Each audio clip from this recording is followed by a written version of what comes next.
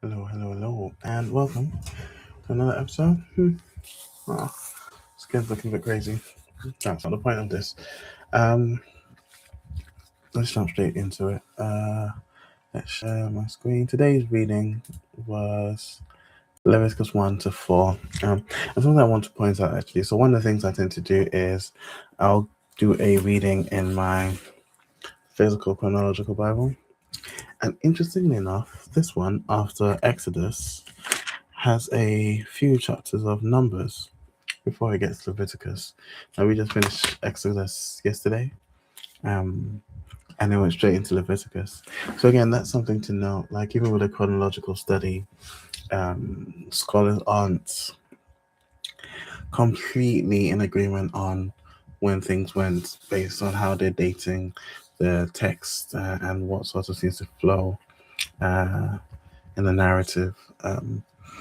Differences in opinion, none of which I think are consequential to the truth of the word, and that's the main point, right? Is when you read the word and you delve into it, you are exposing yourself to a changing truth, a truth that changes you. So whether you go straight to Leviticus or you come through Numbers, or you've already gone through Job, or you put it at the back somewhere else, no, it doesn't matter. What's most important is that we jump into the word. Over the first four chapters of Leviticus, God's really just talking about offering and the different types of offerings. And so today will be a nice quick one. I'll just go through the types of the offerings. So he points out a burnt offering, which is a voluntary offering that show the person's dedication to God. Um, and then we see in Leviticus 2 a grain offering, which shows honor and respect to God. Um, and then we see a peace offering in Leviticus 3, which expresses a gratitude towards God. And in Leviticus 4, a sin offering that would make payment for unintentional um, or unknown sin once it's made known, and that restored the sinner to fellowship with God. Now, all of these things, again, the specificity surrounding how you make the offering, why you make the offering, I think all works to elevate this process as not just being one where you go through the motions, right? I think it's specifically made so that you have to be intentional. And in being intentional, you are, if we're to think of what these offerings are doing, especially like the sin offering and later on also the guilt offering, or even the burnt offering as well. Actually, all of the offerings, I was thinking along the lines of those that are regarding sin that require soberness, but even the grain and the peace that aren't necessarily tied into a sin still require an intentionality and a reverence, right? And a presence of mind to recognize and show honor and respect and gratitude to God. But of the ones that do address sin, the burnt, the sin, and later on we'll find out the guilt, I think it makes sense that when you do something wrong, so again, thinking along the lines of like a secular world, if you do something wrong, you pay for it. That makes sense to us. Um, and up until Christ, even when the Jews did something wrong, they had to pay for it.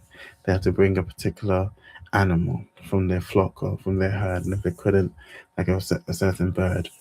But what it said to me was, even in their going through that process, they're still sort of living out the reality that there is a cost to sin. There's a cost to doing something wrong. It's maybe more apparent when you can see the pillar, the cloud above the tent of meeting, that, oh, I've sinned against that God, and therefore let me make the right corrections. Um, but there is a sense of sin costs us something. Um, and ultimately, we see that greatest cost was made by Christ. But puts into perspective these ideas that the blood of bulls and goats will never suffice to truly wipe away the sin of mankind. Only the blood of God, which He gave. The only last thing that I wanted to point out was with the grain offering. We are told in, I think it's chapter 2 or 3, that you mix a bit of salt in with the grain. And I was looking at, it's like, why salt, right?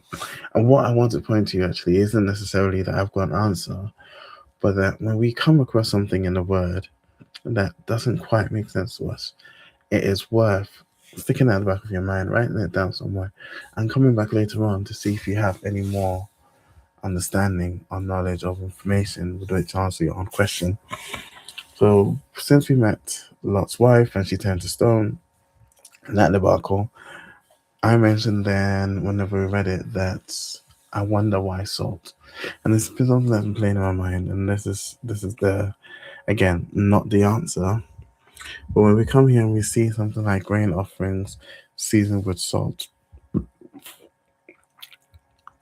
it made me. I was reading the um, sort of notes, and their suggestion was that salt and salt was a good symbol, but also good at preserving, at healing.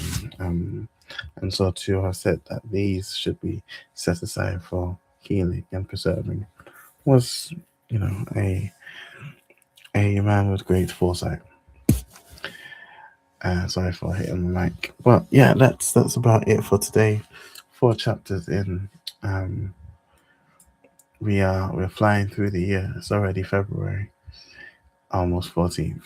So there you go. Anyway, I'm gonna mark all these as read because I've read them already. And tomorrow's reading will be Leviticus 5 to 7. So God willing, I'll see you tomorrow. Peace out.